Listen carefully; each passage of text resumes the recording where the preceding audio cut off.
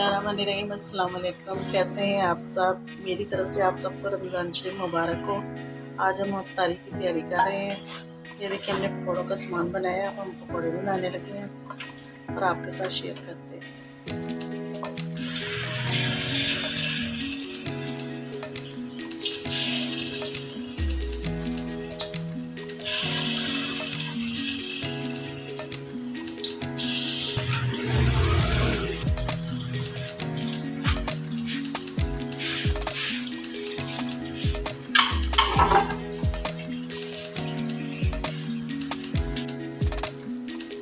ये देखिए गाइस, ये हमारी इफ्तारी तैयार है।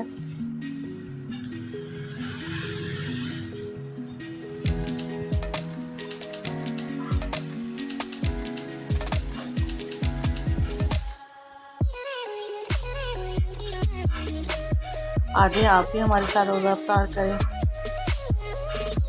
अब हम आपके साथ नेक्स्ट वीडियो में मिलते हैं। अब हमें इजाज़त दें। अल्लाह हाफिज़।